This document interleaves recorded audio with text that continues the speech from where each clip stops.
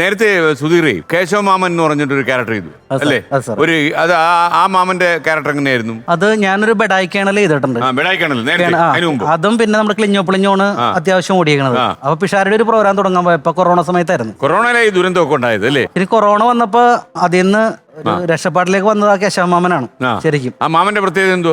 പ്രത്യേകത ഒന്നും ഉണ്ടായില്ല. ഈ പിഷാരുടെയാണ് ആ പേരിട്ടതും നമ്മളെ കൊണ്ടുവന്ന് അതിലിട്ട് കയറ്റിയത്. അപ്പൊ അത് ആദ്യം ഞാൻ പറഞ്ഞു മാമന്റെ ഒരു ഡയലോഗ് പ്രസന്റേഷൻ എങ്ങനെയായിരുന്നു? അത് നോർമലാണ് സാർ. ഇത് തന്നെ സൗണ്ട് വേറെ ഇതില്ല. നമ്മുടെ കേണലോ എല്ലാ അർത്ഥത്തിലാവുമ്പോൾ നമ്മളെന്താന്ന് വെച്ചാൽ നമ്മുടെ കാര്യങ്ങൾ നോക്കാം. പണ്ട് നമ്മുടെ ഞാനും ജവഹർലാൽ നെഹ്റു ഉണ്ടായ സമയത്ത് നമ്മള് അഭയാർത്ഥികൾക്ക് അക്കരെ കടക്കണം, ഒരു നിവൃത്തിയില്ല. നമ്മ എന്താ ചെയ്യേണ്ടത്? അപ്പൊ ജവഹർലാൽ നെഹ്റുവും ലാലാ ലജപത് റായും കൈയൊഴിഞ്ഞ് ഞാൻ ഒറ്റക്കായി. അപ്പൊ ആ സമയത്ത് എനിക്ക് അവിടെ കിടന്ന് റോപ്പ് കിട്ടി. അഭയാർത്ഥികളെ അക്കരക്ക് കടത്തണമല്ല, കടലിന്റെ കുറുകെ ഞാൻ ഒരു റോപ്പ് എടുത്തിട്ട് ഇങ്ങനെ കറക്കി അങ്ങോട്ട് എറിഞ്ഞു. എന്നിട്ട് ഈ ഓരോത്തോര അഭയാർത്ഥികളെ മുത്തുമാലയിൽ മുത്തു കോർക്കണോട്ട് ഇങ്ങനെ ഓരോത്തോര തള്ളിത്തള്ളിയോട് വിട്ടുകൊണ്ടിരിക്കുകയാണ് കടലിന് കുറുകെ. അപ്പൊ അവിടെ നിന്ന് ജവഹർലാൽ നെഹ്റുവും ലാലാ ലജപത് റായിനോട് ചോദിക്കണേ, എന്റെ പൊന്നിക്കേണല്ലേ നീ എന്ത് തള്ളാടി തള്ളണെന്ന്. അതിനകത്തൊരു വെടിയുണ്ടയുടെ കേസ് ഉണ്ടായിരുന്നല്ലോ. വെടിയുണ്ടായിരുന്നു, അത് കാശ്മീർ താഴ്വരയിലുള്ള. പണ്ട് നമ്മുടെ ഞാൻ വീട്ടിലിരിക്കുന്ന സമയത്ത് നമ്മുടെ അമിതാഭ് ബച്ചൻ വിളിച്ചൊക്കെയാണ്. അപ്പൊ ഐശ്വര്യ റായും ഞാനുള്ള ഇരിപ്പശം വെച്ചിട്ട് എനിക്ക് അമിതാഭ് ബച്ചൻ വിളിച്ചാൽ ചെല്ലാണ്ടിരിക്കാൻ പറ്റില്ല. അപ്പൊ ഞാൻ ചെന്നപ്പോ എന്നോട് പറഞ്ഞപ്പോ എന്റെ പൊന്നു കേണല്ലേ ഒരു 6 തീവ്രവാദികൾ കാശ്മീർ താഴ്വരയിൽ ഒരു കുടിലിന്റെ ഉള്ളിൽ ഇരിക്കുകയാണ്. പോലീസും പട്ടാളവും ഇടപെട്ടിട്ട് നടക്കാനുള്ള ഓടിക്കാൻ. കേരളം എങ്ങനെയും വന്ന് അവിടെ തുരത്തണമെന്ന് പറഞ്ഞു. എന്റെ പൊന്നു മോനെ ഞാൻ അവിടെ ചെന്ന് കഴിഞ്ഞപ്പോ ഒരു 6 പേര് വിളിച്ചിട്ട് പുറത്തിറങ്ങലും മതി.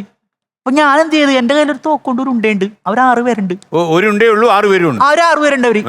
അവര് 6 പേരെ കൊല്ലണമല്ല. അപ്പൊ ഞാൻ ഇവരെ അവിടെ നിന്ന് അങ്ങോട്ട് വിളിച്ചേ, പൊന്നു മക്കളെ നിങ്ങളുടെ അച്ഛനും ഇവിടെ വന്നേക്കണ പുറത്തിറങ്ങി വേണം പറയാം. അച്ഛനമ്മയും വിളിച്ച് ചെല്ലാണ്ടിരിക്കാൻ പറ്റൂല. അങ്ങനെ ഇവര് 6 പേരും വരിയായിട്ട് ഇങ്ങോട്ട് പുറത്തേക്ക് വരികയാണ്. ഞാൻ ഒലക്കീറിന്റെ ഇടയിൽ കൂടി തോക്കങ്ങോട്ട് എയിം ചെയ്തിട്ടുണ്ടല്ല, ഒരൊറ്റ കിൽത്തങ്ങോട്ട് കിൽത്തി. ഈ ഉണ്ടാങ്ങോട്ട് ചെന്നിട്ട് ഈ 6 പേരെയും തുളച്ചിട്ട് 7ാമതിന് ഒരാളുടെ നോക്കി ഉണ്ട നിൽക്കുകയാണ്. അപ്പൊ ഉണ്ട ചമ്മി പോയി മോനെ ഒരാളില്ല. അങ്ങനെ ഈ ഉണ്ട അവിടെ നിന്ന് പോയിട്ട് നമ്മുടെ ആ ഒരു കുറ്റിക്കാട്ടിൽ ഒളിച്ചിരുന്ന വീരപ്പനെയും കൊന്നിട്ട്, കർണാടക ബോർഡറിൽ വീരപ്പനെ കൊന്നിട്ട് അവിടെ തന്നെ ഉണ്ട സമാധിയായി എന്നാണ് പിന്നീട് എനിക്ക് അറിയാൻ കഴിഞ്ഞത്. സൂപ്പർ കേണല. അപ്പൊ അങ്ങനെ കുറെ കഥകൾ കേണലിന്റെ വെച്ചാല് കേണലിന് പ്രത്യേകിച്ച് ഒരു ലോജിക്ക് വേണ്ട കഥക്ക്. പുള്ളി നോണയാണോ സത്യമാണോ ഒന്നും അറിഞ്ഞില്ല. രശ്മിയുടെ ജീവിതത്തിലെ മറ്റൊരു ഭാഗ്യമുള്ളതായിട്ട് ഞാൻ കേട്ടിട്ടുണ്ട്. ആഫ്രിക്കയിൽ നിന്നൊരു ഒരു പയ്യൻ പെണ്ണ് കാണാൻ വന്നു.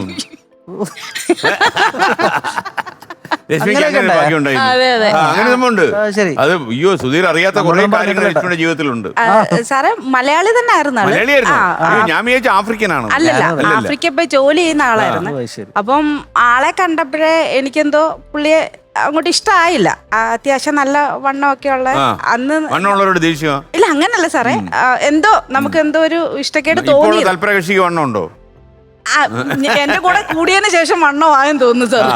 ഇപ്പം പുള്ളിക്കാരൻ വന്നിട്ട് നമുക്കൊരു ചെയറിൽ ഇങ്ങനെ ഇരുന്ന് വീട്ടില്. അപ്പൊ ഇപ്പോഴും ഓർക്കുന്നൊരു കാണുന്നതിന് മുമ്പാണോ? അതെ അതെ, 7ാമത്തെ ആളാണ് ഇത്.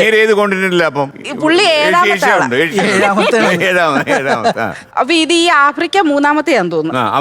3ാമത്തെ ആളായിരുന്നു. നേരത്തെ 2 വന്ന ഹതഭാഗ്യന്മാർ എവിടുന്നാ? അത് പിന്നെ ഇടയ്ക്കിടയ്ക്ക് കാണാറുണ്ട്. അപ്പൊ ഞങ്ങൾ പോകുന്ന വഴിയിലെല്ലാം പുള്ളിയെ കാണുമ്പോ ഞാൻ ഏട്ടനെ കാണിച്ചു കൊടുക്കും. ഈ ആള് വന്നതായിരുന്നു, ഈ ആള് വന്നതായിരുന്നു. പുള്ളി രക്ഷപ്പെട്ടല്ലോ എന്ന് പറഞ്ഞു. അവരൊക്കെ ലക്കി ഫെലോസ് അല്ലേ? അപ്പൊ ഈ പുള്ളിക്കാരൻ ഈ കസേര വന്നിരുന്നിട്ട് അച്ഛൻ അങ്ങോട്ട് വന്നപ്പോ പുള്ളി ബഹുമാനം കൊണ്ടൊന്ന് എഴുന്നേറ്റതാ സാറേ. ഈ കസേര പുള്ളിയുടെ ബാക്കില്. ഞാനങ്ങ് ചിരി അങ്ങോട്ട് തുടങ്ങിയിട്ട് എനിക്ക് നിർത്താൻ പറ്റില്ല. ഞാൻ പറഞ്ഞില്ലേ അത്യാവശ്യം നല്ല സൈസുള്ള ആളാന്ന് പറഞ്ഞില്ലേ. അപ്പൊ ഇത് തിങ്ങി കസേര കൊണ്ട് പുള്ളി അങ്ങ് എഴുന്നേറ്റ്. ഞാൻ നോക്കുമ്പോ പുള്ളിയുടെ ബാക്കിലൊരു കസേര ഇങ്ങനെ. അപ്പൊ ഞാൻ ഭയങ്കരമായിട്ട് ചിരിച്ചു കഴിഞ്ഞപ്പോ പുള്ളി ഇറങ്ങിയിട്ട് ബ്രോക്കർ അടുത്ത് പറഞ്ഞ് കുട്ടിക്ക് പക്വതയില്ല, എനിക്ക് വേണ്ടാന്ന്.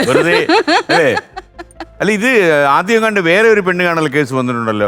അന്ന് യഥാർത്ഥത്തില് കൂടെ വന്ന പയ്യന്റെ കൂടെ വന്ന ഡ്രൈവറാന്ന് വിചാരിച്ച് ചായ അവന് കൊണ്ടു കൊടുത്തെന്ന് പറഞ്ഞു. അതെ സാറേ, അത് എന്റെ സ്വന്തം ഭർത്താവിന്. അനിലേട്ടൻ പെണ്ണ് കാണാൻ വന്നപ്പോഴേ കൂടെ ഡ്രൈവർ ഉണ്ടായിരുന്നു. നല്ല സുന്ദരനൊരു ഡ്രൈവർ സാറേ. ആര് കണ്ടാലും അപ്പം എനിക്ക് തോന്നുന്നു ഇദ്ദേഹം പ്രതീക്ഷിച്ച് കാണും ഡ്രൈവർ ഇത്രയും സൗന്ദര്യമാണെങ്കിൽ ഒറിജിനൽ ആൾ എത്രയായിരിക്കും. അല്ല സാറേ, ഈ ഡ്രൈവർ ചെറുക്കനാന്ന് വിചാരിച്ചാ ഞാൻ നോക്കുന്നേ. ഓ അവനെ നോക്കുന്നത്, മറ്റേ മൈൻഡ് ചെയ്യുന്നില്ല. അതിന്റെ ആവശ്യമില്ലല്ലോ. നമുക്ക് ഒരാളെ കണ്ടേ നമ്മൾ നോക്കിയല്ലോ. അപ്പൊ ഞാൻ ഡ്രൈവറെ നോക്കി നിൽക്കുന്നു. അപ്പൊ എന്റെ അപ്പച്ചി പുള്ളിയുടെ അമ്മായിയാ. ഞങ്ങള് റിലേഷൻ ഉണ്ട്, പക്ഷെ ഞങ്ങള് പരസ്പരം കണ്ടിട്ടില്ല. അപ്പൊ അപ്പച്ചി എന്റെ നോട്ടമൊക്കെ കണ്ടപ്പോ പുള്ളിക്കാരിക്ക് മനസ്സിലായി ഞാൻ ഡ്രൈവറെയാണ് നോക്കുന്നത്. അപ്പൊ അപ്പച്ചി പറഞ്ഞു മോളെ ഇതാ അനില് എന്ന് പറഞ്ഞല്ലേ. അപ്പൊ ഞാനൊക്കെ ഇതായിരുന്നു ഈ നോക്കിയ നോട്ടമൊക്കെ വെറുതെ ആയപ്പോ. അപ്പൊ ഡ്രൈവർ അങ്ങ് നാണം കൊണ്ട് അയക്ക് വയ്യ. സഭാകമ്പം ഉണ്ടായി. അപ്പൊ നോക്കിയപ്പോ പുള്ളിയാ എന്നെ ചാക്കു പോട്ടെ സാരയില്ല. എത്ര കുട്ടികളുണ്ട്? 2 പേര് സാറേ.